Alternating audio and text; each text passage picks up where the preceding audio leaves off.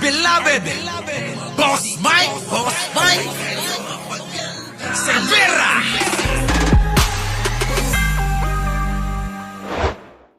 Totoo, sa mga Duterte Putera supporter. na okay lang sa Kung totoo kanila ka, na yung kung totoo ka, kinakapihan nila putang ina na si ka, Al tumahimik Putera ka na. ay Bakit? ilalako Naiiskandalo ang na si pagkatao Tatay ni Pangulong Digong. Duterte. Tumahimik ka na Tumahan mo na, dahil Pangulong inuungkat Duterte. mo na yung Bakit mo buhay kailangan ni Pangulong picturean Duterte. ang private Binababoy mo parts na ng siya. Pangulong Kung Duterte ikaw may at problema ilako sa mga ka kaibigan doon mo? sa ibang Pero nasa kung paligid mahal ni niyo ang Pangulong Pangulong Duterte Duterte, na sinasabi makiramdam ninyo, ka naman. ganyan na nga, Dahil ang Sige, mga inang-ina kayo, huwag kayong tumigil, mag-away-away kayo. Palakasan na lang ng boses tong mga DDS na to. nabababoy, hindi yung tinitira mo, kung hindi si Pangulong Duterte. Unless totoo yung narinig kong bayad ka para gawin ito. May narinig ako. Pero hindi ko na lang yung i-consider. Pero may narinig akong binabayaran ka ng isang taong nagseselos kay Pangulong Duterte. Ngayon, Na naman yan, nagsiselos na yan. Sino ba yung nagsiselos na nagbabayad sa'yo? Maharlika. Kaya tuloy, kita mo, na-iskandalo ng husto si Alputera. Grabe, topic lahat ng mga vlogger siya. Ibang klase, mga kababayan. Sarah, tigilan mo sila. Uy, Sarah, mga vlogger mo, mga mukha ng tanga. Sila-sila na lang nagkakagatan. Di ka ba nahihiya? Paano mo pamumunuan ang isang bansa kung ilang tao hindi mo pa mapagkasundo? Tanga! Ano po ba, mga kababayan? Nangangarap ho si Buday maging presidente. Kung iilan lang yung vlogger niya, hindi pa niya mapagkasundo. Simpleng diskarte lang, hindi mo pa magawa. Pwede mo naman akong tawagan para turuan kita. Kasi ako na nahihiya sa'yo, tanga! Totoo lang, ako na nahihiya. Bakit? Dapat kayo rin mahiya kayo. Bakit? Lahat tayo dapat mahiya. Bakit? Nagkaroon tayo ng vice-presidenteng tatanga-tanga. Tama, mga kababayan? Dapat mahiya tayong lahat. Buti na lang nandito si Chris Ulo. Oo. Kung wala rito to, hindi ako kakalma. Dahil first time ni Chris Ulo dumalo sa ating channel, mga kababayan, pwede po ba? Pakiusap ko lang. Lahat ng subscriber ko, mag-unsubscribe kayo at isubscribe nyo na si Chris Ulo. Walang sumbat na maririnig. Oo. Napapakanta pa ako. Mga kababayan. Subscribe nyo po si Chris Ulo kahit na iwan nyo ko rito. Lahat kayo! Kahit nawala ng matira rito, okay lang ako. Mga kababayan, pwede po ba yun? Oo.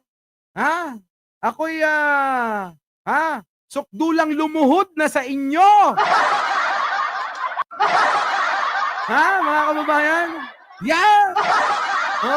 Hoy, Chris Ulo, yung mga vlogger ni Buday, nag-aaway-away na, panoorin mo. kung Kaya ikaw gusto niyo ay mag-follow totoo, sa mga Duterte Putera supporter. na okay Kung lang sa totoo kanila ka, na yung kung totoo ka, kinakapihan nila putang ina na si ka, Al tumahimik Putera ka na. ay Bakit? ilalako Naiiskandalo ang na si pagkatao Tatay ni Pangulong Digong. Duterte. Tumahimik ka na Tumahan mo na, dahil Pangulong inuungkat mo na yung Bakit mo buhay kailangan ni Pangulong picturean Duterte. ang private Binababoy mo parts na ng siya. Pangulong Kung Duterte ikaw may at problema ilako sa mga ka kaibigan doon mo? sa ibang Pero nasa kung paligid mahal ni niyo ang Pangulong Pangulong Duterte Duterte, na sinasabi makiramdam ninyo, ka naman. ganyan na nga Dahil ang nangyayari sa nabababoy, kanya ngayon, hindi yung tinitira mo, kung hindi si Pangulong Duterte. Unless totoo yung narinig kong bayad ka para gawin ito. May narinig ako. Pero hindi ko na lang yung i-consider. Pero may narinig akong binabayaran ka ng isang taong nagseselos kay Pangulong Duterte. Ngayon, kung akala mo nakakatulong ka sa pamilya na Duterte, eto na yung anak ni Pangulong Duterte, nagsalita na. So this time, you better shut up ka na. Shut the fuck up. Visit, mga kababayan, Yan po, mga kababayan. Dahil nga nagkakagulo-gulo na, naku, Diyos ko po, meron pang isa. Visit talaga. Si Rocky naman, mga kababayan, meron din pinaglalaban. Ewan ko ba dyan? Di ba mga kababayan ko? Si Rocky naman, sabi ni Rocky, pwede ba? Magano na tayo, magkaisa na tayo. Sabi. Di ba? Sabi ni Rocky, pwede ba? Magkaisa na tayo. Wala na. Hindi na mangyayari yun. Oo. Kahit kailan. Pagkakaisa. Ang dapat magkaisa sa inyo si Buday. Kaysa naninira sa ibang bansa, hindi na nahiya. Sa ibang bansa, panagkalat. Di po ba mga kababayan ko? Wala na eh. Bakit? Wala na. Hirap na silang Manila, paulit-ulit na lang. Yung sinasabi nila, wala namang wenta. Butod, bangag, wala naman napatunayan. So yan, si Roque, si Maharlika, parehas sila. O, tignan nyo si Roque, kung ano sinasabi. Ubos ang panahon, ang resources, ang pera ng gobyerno para bilhin ang boto ng mga senador sa parating na impeachment trial ni Inday Sara Duterte. Oh, eto na naman mga kababayan. Dahil mukhang hindi sasang-ayon at hindi papabor yung desisyon ng alin, mga kababayan, ng mga senador dito kay Buday, mukhang may impeach ng tuluyan ito. Ito, pinagbibintangan nila. Na ano? Mga kababayan, na nabili daw itong mga senador. Nabili daw ni Pangulong Bongbong. Inang niya. Bang klase, di ba? Diba, no? Ayan, yung naratibo nila. Mahiya naman kayo, wag nyo nang gamitin ang pera ng taong bayan para dyan sa makonvict si Inday Sara. Gamitin nyo na po para umangkat ng langis dahil kung wala po tayong langis, titigil po ang ekonomiya. Huwag mong turuan si Pangulong Bongbong. Hindi mo pa naiisip, naisip niya na. Oy, Batchoy. Kung ano-ano nasasabi ko na rito. Hari Roque, pwede ba? Huwag mong turuan si Pangulong Bongbong. Mahusay yon. Hindi mo pa naiisip, naisip na nun. Yung mga naratibo nyong ganyan, nakatutok kayo sa impeachment trial ni Buday, si Pangulong Bongbong walang pakialam. Panoorin nyo na lang, mga kababayan. Pangulong Bongbong Marcos! Anong masasabi mo rito sa sinasabi niya? Mayroon daw gera, wala ka daw pakialam. Panoorin nyo. Level 3 in Iran and Israel. I have directed all concerned government agencies to take the necessary steps to ensure the safe, timely, and orderly return of our Filipino workers who wish to avail of the voluntary repatriation program. Secretary Hans Kakdak is in Amman, Jordan, and is scheduled to receive the first batch of 26 repatriates from Israel at the King Hussein Crossing. In Israel, we have already provided food packs and financial help to our kababayans. Many are staying in our migrant workers' office hostel with more space ready should it be needed. We are processing over 200 requests for repatriation, and we are moving quickly to bring them home, while others have opted to remain at work. We continue to monitor our OFW caregiver who remains in hospital, stable but still on oxygen support and a ventilator. We are in touch with her family and are making sure she gets the care that she needs. In Iran, our embassy is preparing for the repatriation of an initial batch of 8 Filipinos in the coming days. Upon arrival in the Philippines, they will receive immediate support from the government, including 150,000 pesos in immediate assistance, some accommodation, transport, and livelihood support with training vouchers to help them recover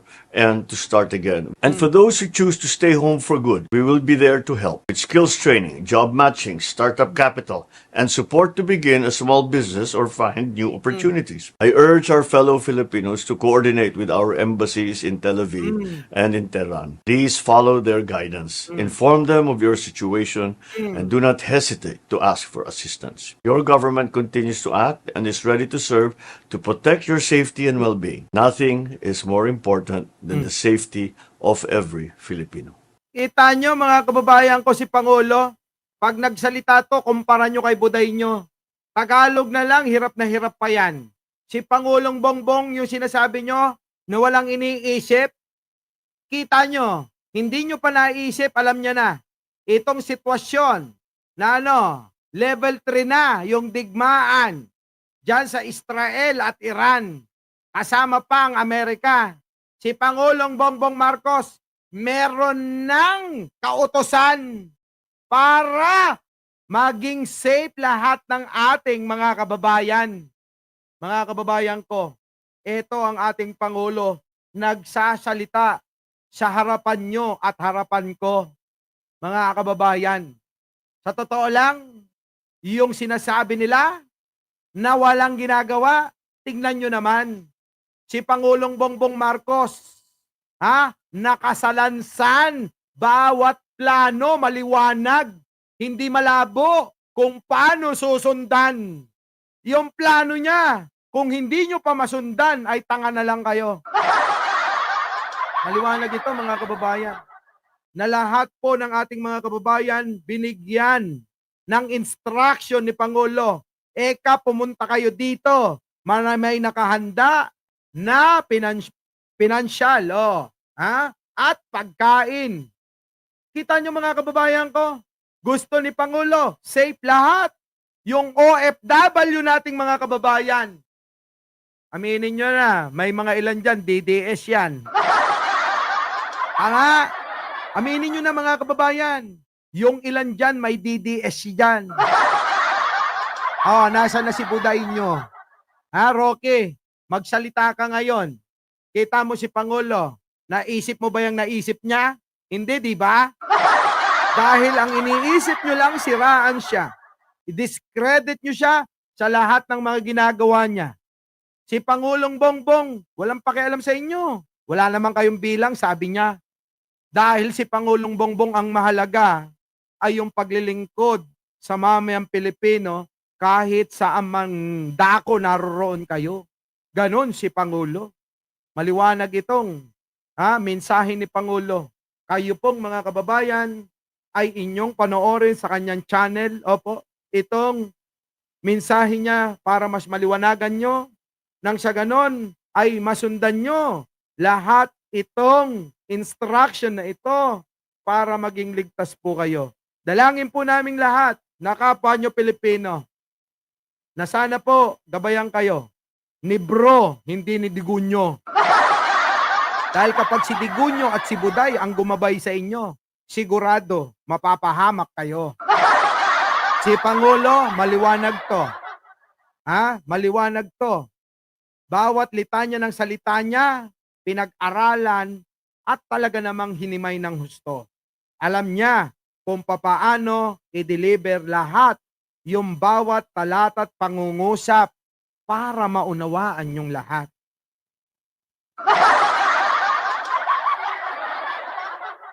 Sa susunod po, Congressman Mike Cervera.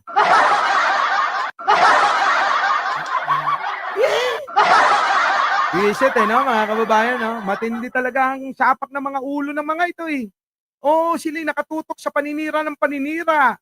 Tulad pa ineto. Bumaliktad agad. Okay, Yan na mga kababayan. Sinisiraan na nila itong ating butihing Pangulo at itong mga senador na na mga nakikita nilang hindi sa kanila papanig at hindi sasang-ayon kanino? Kay Buday.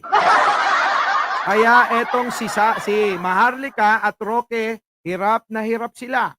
Kita nyo naman, yung mga senador daw, may dalawa na daw bumaliktad. Sino? Si Bongo? O baka naman pati si Bato?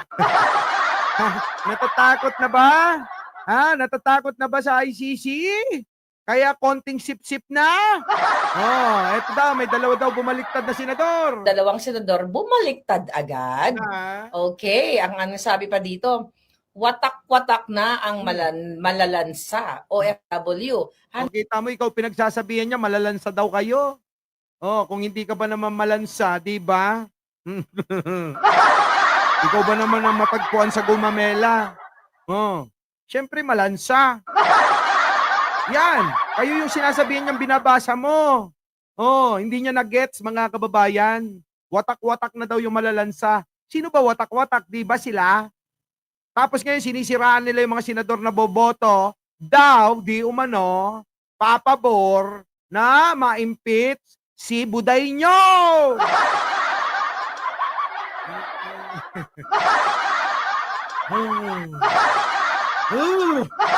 Wala talaga. O sige, tuloy. handa na ba kayong budulin? Actually, may ebidensya tayong papakita dyan. Hmm. So, ayon sa ating Juting Jahas, wala daw nagawa, eto budulan to this is budulan portion. So, wala raw nagawa, wala raw namang magawa etong si Ping during election season, di ba? During election season. So binabanata mo na naman si Ping kung ano-ano naman ang sinasabi mo. Langya ka, oo! Election time, kundi ang makipag-alyansa sa mga bangag kahit na against siya dito sa ginawang budol-budol na national budget. Kita nyo na mga kababayan ko, sinisiraan na nila yung mga senador na alam nila na boboto papabor sa impeachment trial o magkukundik kay Buday. So ganyan na lang, wala na, hirap na sila kung ano lang sinasabi nila. So mga kababayan ko bahala na kayo dyan. At least naipaliwanag naman natin na maayos lahat ang ating tinalakay. Kaya mga kababayan, bago tayo maghiwa-hiwalay, isang like naman. Uy! So mga kababayan ko, nandito na lang. Oo, Kita-kita po tayo. May ilang araw pa naman tayong pwedeng mag-live, ano? Opo. O kahit man lang, kahit isa maghapon. Makapag-live tayo kasi talagang busy-busy ang inyong lingkod. So, totoo lang. O kaya siguro yung iba, nagtatampo na. Oo, Muli, ako ang inyong lingkod, mga kababayan ko. Maraming salamat sa pagsama niyong muli dito sa ating channel. Opo. Maraming salamat po sa inyong laging panonood, at walang sawang pakikinig sa mga walang kakwenta-kwentang mga paliwanag ko. Muli, ako po ang inyong lingkod, Mike Cervera po, laging nagsasabing, mahalin natin ang ating kapwa, pagdasal po natin lagi ang ating bansa. Maraming salamat po. Our beloved Boss Mike.